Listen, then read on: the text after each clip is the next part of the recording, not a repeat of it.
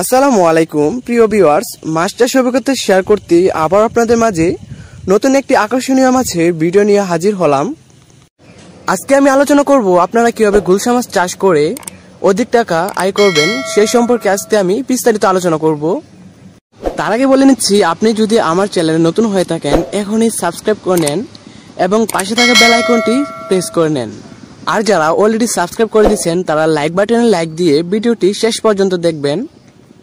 তো প্রিয় ভিউয়ার্স, গুলশা মাছ চাষের প্রথম শর্ত হলো আপনি যেখান থেকে পোনাগুলো ক্রয় করবেন অথবা যে হ্যাচারি থেকে পোনাগুলো ক্রয় করবেন অবশ্যই বিশ্বস্ত হ্যাচারি থেকে পোনাগুলো ক্রয় করবেন।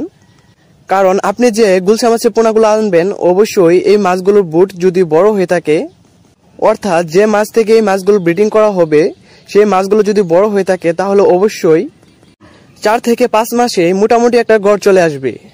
তাই আপনাকে অবশ্যই বিশ্বস্ত হ্যাচারি থেকে এই মাছের পোনাগুলো ক্রয় করতে হবে। আপনি চাইলে আমাদের কাছ থেকে এই মাছের পোনাগুলো নিতে পারেন, আমরা সারা বাংলাদেশে হোম ডেলিভারি দিয়ে থাকি। অথবা আপনি চাইলে আমাদের হ্যাচারি থেকে এসেও আপনি এই মাছের পোনাগুলো নিতে পারবেন। আমাদের ঠিকানা ময়মনসিংহ ত্রিশাল।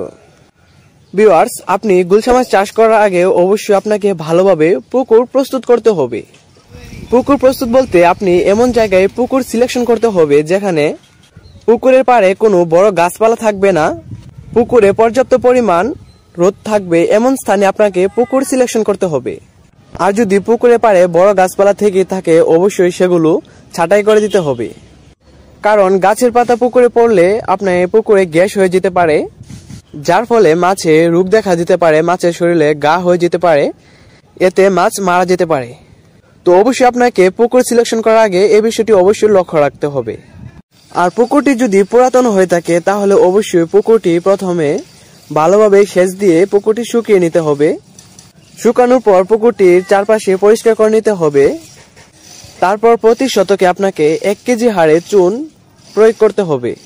চুন প্রয়োগের পর আপনি 100 গ্রাম ইউরিয়া এবং 150 গ্রাম টিএসপি একসাথে ছিটিয়ে পুকুরে দিয়ে দিবেন। এগুলো দেওয়ার পর আপনি একদিন পরে পুকুরে পানি দিতে পারবেন। পানির পরিমাণ অবশ্যই 3 থেকে 3.5 ফিট অথবা 4 ফিট থাকতে হবে।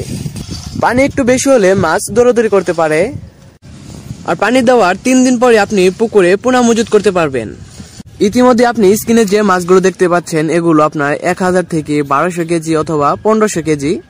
এই মাছগুলো যদি আপনি পুকুরে দিতে চান তাহলে প্রতি শতকে 1000 অথবা 1200 পিস দিতে পারবেন। তো প্রিয় মাছ চাষী বন্ধুরা, আজকে ভিডিও এই পর্যন্তই। পরের বার কি মাছের ভিডিও নিয়ে আলোচনা করব এবং কি বিষয়ে আলোচনা করব অবশ্যই আপনি কমেন্ট বক্সে জানিয়ে দিবেন। আশা করি সেই সম্পর্কে ভিডিও বানানোর জন্য চেষ্টা করব।